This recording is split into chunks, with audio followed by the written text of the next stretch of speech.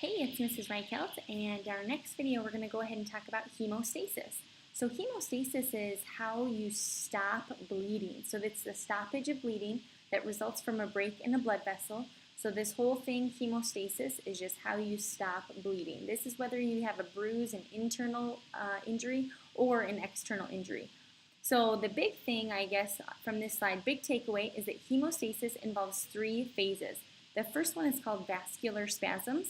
The second is a platelet plug formation, and then the third one is coagulation. We're going to go through each of these steps in detail. So the first one here, step one, after you have some sort of injury, is a vascular spasm. Vascular spasms include vasoconstriction. Vasoconstrictions basically cause the blood vessel to spasm.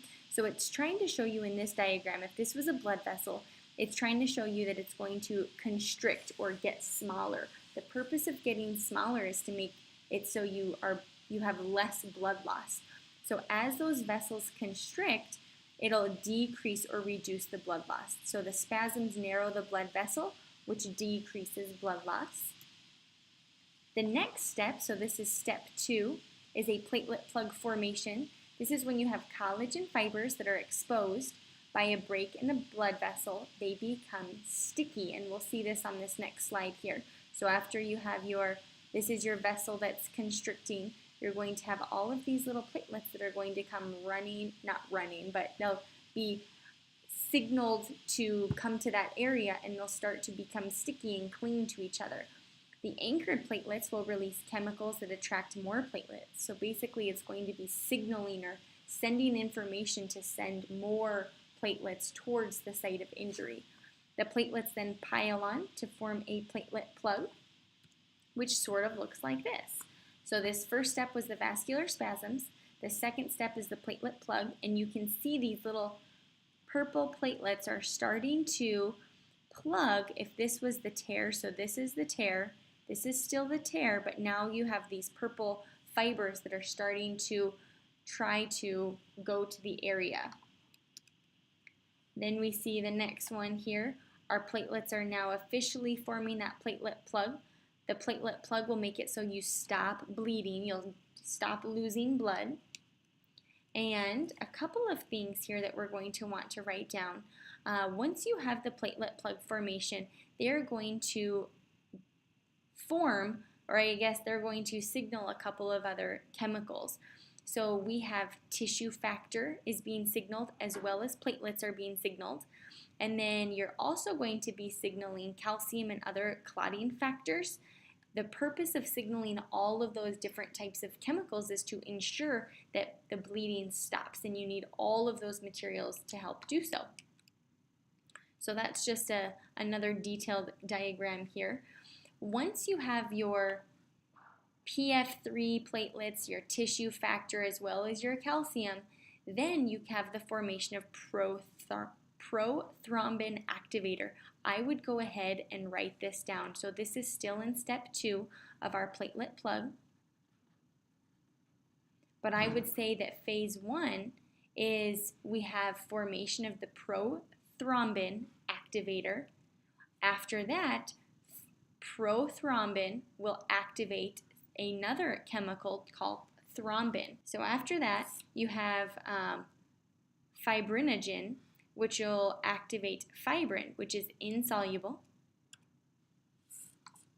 And then from there, it will actually cause coagulation. So after all of those steps, you have the PF3, the tissue factor, the calcium. It'll activate prothrombin, which will activate thrombin, which will then activate fibrinogen, and then fibrin. So the last step here is coagulation.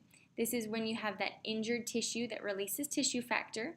It interacts with blood clotting proteins and calcium. It triggers a clotting cascade, and then prothrombin converts to thrombin. And then coagulation ultimately stops when we have all of this meshwork type pattern. So we have all of our red blood cells here. We see a whole bunch of red blood cells, and then you should be able to see this meshwork pattern, which ultimately is our blood clotting. So that's when, after that, we have coagulation, and that's a true blood clot. Blood typically clots between 3 and 6 minutes. The clot remains as endothelium, and basically the tissue below will regenerate. The clot will be broken down after the tissue is repaired. So there's a couple of undesirable clotting factors. The first one is called a thrombus. This is when you have a clot that occurs in an unbroken blood vessel.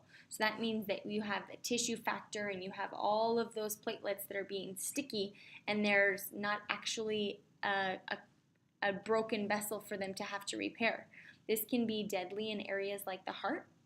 In embolus, or an embolus, this is when you have a thrombus that breaks away and floats freely in the bloodstream. This can later clog a vessel and in a critical area like the brain. Sometimes it'll happen in the lungs as well. And then the last slide here are some bleeding disorders. So the thrombocytopenia is a platelet deficiency. Basically, it means that you don't have enough of those platelets that are required for clotting blood. And then hemophilia is a hereditary bleeding disorder. We see this in the royal family. That was the Queen Elizabeth bloodline. If you learn that in biology, that's a really famous example of the family line showing hemophilia. And then this is where normal clotting factors aren't working or they're missing. So I hope you found the hemostasis video helpful.